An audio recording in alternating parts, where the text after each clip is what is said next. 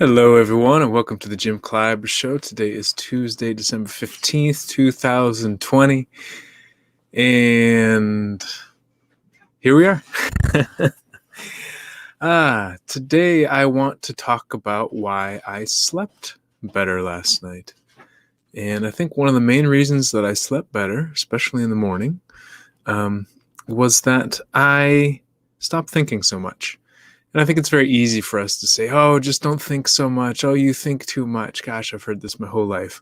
But it doesn't really help me to stop thinking. It's like telling somebody, oh, don't worry. It doesn't make the person stop worrying. Often it makes us worry more. So telling someone to just stop thinking. You're thinking about it too much. Are you overthinking again? Oh, you always think too much, etc., etc. It doesn't stop me. It doesn't help me get better at not thinking. But this morning I had this realization, and I don't know where it came from, but it was this idea that what I'll often do is I'll think about making a decision, and then I'll think about the decisions I'll make from that decision, and then I'll think about the decisions that I'll make from that decision, etc., etc. And I'll start branching and going really far into the future. And what clicked with me this morning is that the farther that I go into the future, the more uncertainty there is. Because, say, for example, there's 10 choices right now. Okay, out of those 10 choices, if I choose one of them, then there will be 10 more choices. And if I choose one of those, there will be 10 more choices. If I choose one of those, 10 more choices, etc. So at each decision, there's maybe 10 more choices or possibilities of things that may happen. And that adds up very fast. So if you go to the second level, it's 10 times 10, which is 100. If you go to the third level, it's 10 to the third, which is 1,000. If you go to the fourth level, it's 10 to the fourth, which is 10,000. And very quickly, the numbers grow exponentially and grow out of control.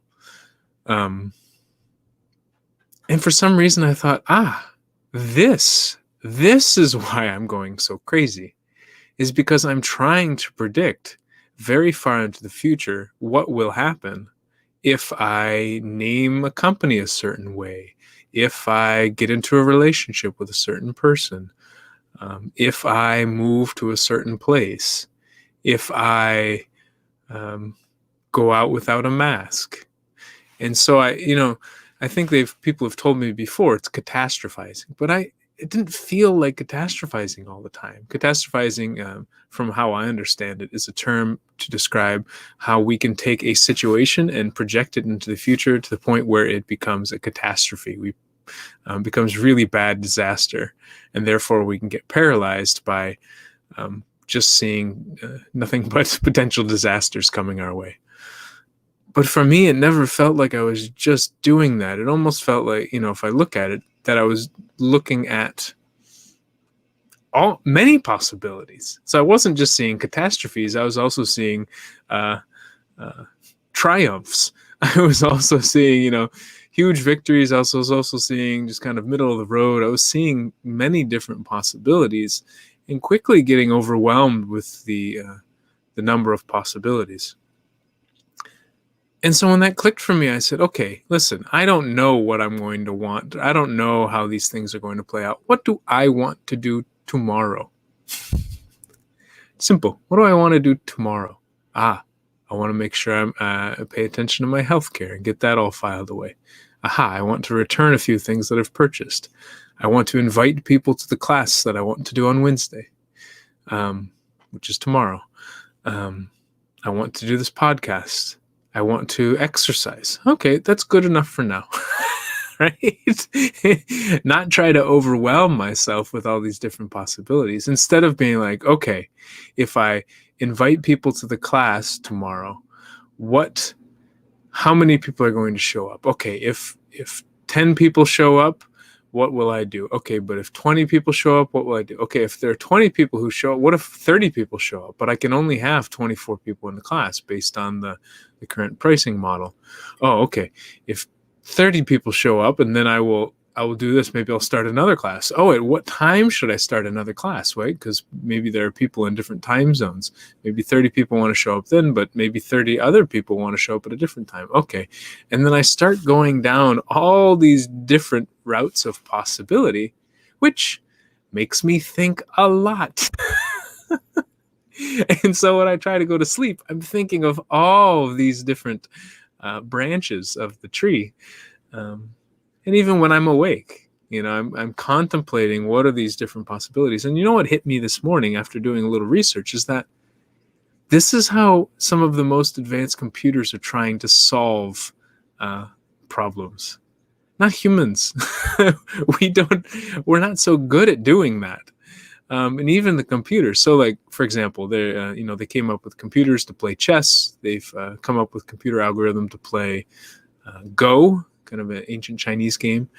Also StarCraft, I believe, and a couple others. And at least the one that was put out by DeepMind, which is a Google or Alphabet company, AlphaGo, what they're talking about is the strategy that it would use is that, there are too many different possibilities to explore in the game of Go. I think it said in the game of chess, there's something like estimated to be 10 to the 120th power possibilities of how the game of chess could play out. And they said there's 10 to the 80 or 10 to the 81st number of atoms in the universe. So there are more possibilities of how a chess game could play out than there are atoms in the universe. And so even a computer trying to estimate how to play that can't calculate all the possibilities. But they're even more so for the game of Go, and I believe. And so the computer doesn't try to calculate all the possibilities. It basically simulates in random possibilities. So it'll go down certain paths and simulate what are the odds that it'll win with that. And then it'll come back and then it'll simulate a different one, et cetera, et cetera. It's much more complex than how I'm describing it, but it tries to play out. It makes a decision and tries to see how that decision is going to play out until the end, until the game ends. And to get there, it has to make random decisions because it'll never actually get to the, it can't calculate all the possibilities until there. And so it makes some random decisions to see how it plays out. But this is a supercomputer doing it. And they were saying that this is not how humans play. Humans typically go for intermediate goals, kind of positioning, kind of the short to medium term goals, and using intuition. So kind of remembering, what has worked in the past and the patterns that we've seen in the past, but also aiming for kind of midterm solutions. And I think this idea, and I could be wrong, but I think most chess and Go and deep strategy players don't try to play it out in their head how one possibility will go and then backtrack and then play out another possibility and then backtrack and then play out another possibility and backtrack and play out another possibility and backtrack. There's too many possibilities. There's too many possibilities. And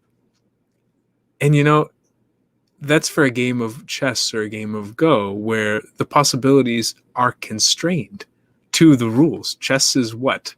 Is it 8 by 8? I think so. 64 squares on the board.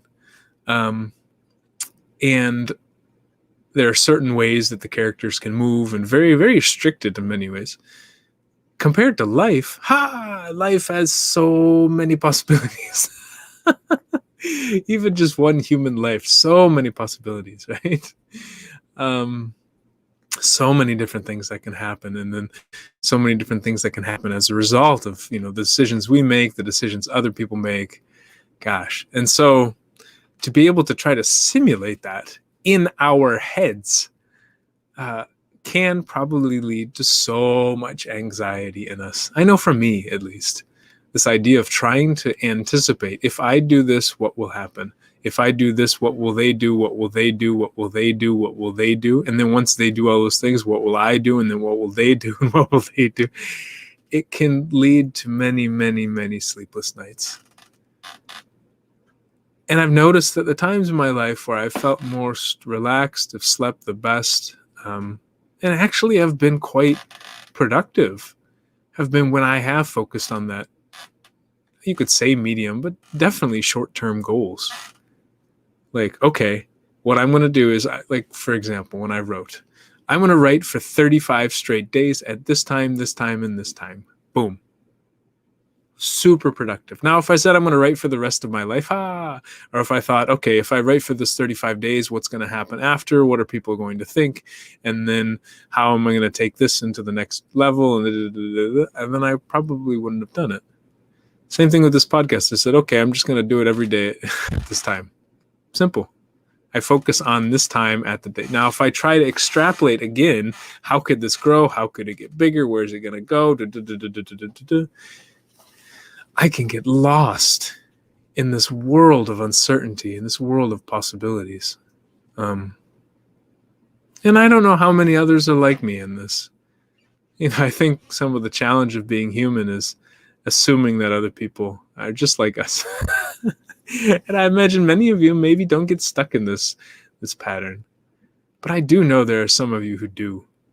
You get stuck in this idea of, like me, of trying to almost solve life, trying to find the optimum, or the optimal, or the most efficient solution to whatever we're facing, and then trying to predict what's going to happen, trying to know what the future is going to be like. And I think it could basically just throw our prediction machines, our brains, most of our body, the prediction machine into hyperdrive and just really burn it out, overheat it. Trying to figure out, okay, so what's going to happen this, and then this, and then this person does this, and this person says this, and then they do this and that, and I do this, and then whoa. And that's just one of the possibilities. Now let's backtrack and play out all of them. So, yeah, I don't know. Just for me, stepping back and thinking, okay, what do I want to do today? Because I don't even know what I'm going to want tomorrow. Maybe I want something different tomorrow. Or, maybe next week I want something different. Maybe I can somewhat accurately predict it within a week or so. But you start going to the next week, you start going to the next year, next 10 years. Oh, what do you want to be in 10 years? I have no idea. I don't know. Maybe for some people it's fine. Maybe that question of, where do you want to be in 5 years or where do you want to be in 10 years? Doesn't paralyze them as much because maybe they don't take this strategy of trying to analyze as many possibilities as possible. I think it's a blessing and a curse sometimes. I feel blessed that I can see lots of different opportunities and lots of different possibilities and situations. And I think I feel cursed sometimes in that I can't not see multiple possibilities. Many times I just get overwhelmed by there's too many different possibilities and not knowing which way it'll go. So I don't know, maybe this is just really a conversation about, people say to stop thinking, but I think it's to stop thinking so far in the future. It's to think more short term, to think more presently, to not try to evaluate all these different possibilities. And so I have noticed there's a few comments about chess being really difficult. Used to play out many permutations, frontal lobe problems since many hypoglycemic events. I can get through a couple of the potential outcomes and I get a bit lost. Yeah, and I get a bit lost too. And maybe perhaps I'm able to play out more just because of who I am. I don't know, or because of what I've been lucky to go through or not go through. But I still can't play out them all. So I think we can easily, reach our limits, our own personal limits, whatever they may be. But we all have those limits. And then we can get to that point where we feel overwhelmed, anxious, fried, helpless, powerless. There's too many combinations. There's too many permutations in this world for how things are going to play out.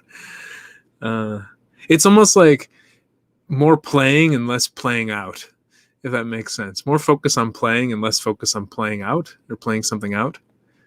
Because playing is really focused on the present. We're here, we're experimenting, we're seeing what happens. We're not so focused on what happens, but more focused on what we're doing, not trying to achieve a certain outcome. Whereas playing something out can be really focused on trying to find that optimal outcome. If I spoke about running for political office, and I was talking to some good friends of mine, and quite honestly, I was thinking of running for president in the U.S. because I thought at 35 it would be the youngest possible age I could run for it, and I thought I could really shake up the conversation. Did I think I would win? No, not really. I mean, very small chance that I'd even come close. But did I think that I could instill something into the conversation? Yes. Did I get excited about traveling around the country and interacting with people, connecting with people? Yes. Did I get excited, really curious to hear about people's emotional struggles? For sure. So I talked to friends and they said, well, how are you going to win? What do you mean? Well, why are you going to run if you're not going to win? There's no way you're going to win. I said, yeah, I doubt I'm going to win. So why would you run? Well, the whole point isn't always just to win. But I think others, and myself included, we can get stuck in this trap of trying to figure out the most efficient way to win,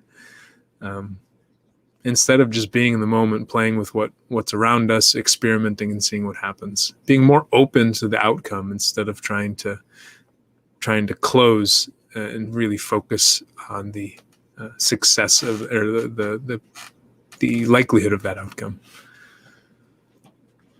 I don't know. I feel so much more relaxed though.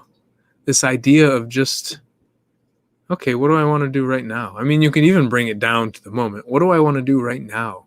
How do I feel right now? How do I want to feel right now? Okay, after this podcast right now, I'm thinking I feel worried about healthcare. Today's the last day for the enrollment and the open enrollment period. I feel nervous that I'm going to miss it. I feel worried. I feel a lot of anxiety about that. I want to feel relaxed and calm that it's done. Boom, that I can do this. So sometimes it's even pulling it back right into the moment and not trying to imagine, okay, what do I want at the end of the day? I don't know what I want at the end of the day. I know what I want now. And maybe if I even listen to that, right? And there could still be lots of possibilities even in that. Because what else came into my mind? Oh, I want to take a shower. Oh, I want to do this. I want to go here. I want to return that. I want to do like so many other possibilities for what to do, even in just this specific moment, let alone extrapolating days, weeks, months, years into the future. A suggestion to watch The Queen's Gambit on Netflix. Yeah, I've heard a lot of people like that. Maybe I'll check out an episode or two. I feel a little hesitant sometimes to check out too much on TV because I know Hollywood can really suck me in. Because I think they're very good at building compelling narratives. And I think those narratives really can hold a grip on me. And sometimes I try to not be too attached. But perhaps I'll watch an episode or two to see if it connects with what I'm thinking right now, because Hollywood can also really help us a lot in seeing examples and stories of what we're thinking about, what we're feeling, and really playing out life in different ways. So perhaps that'll work. It's that's the thing. We can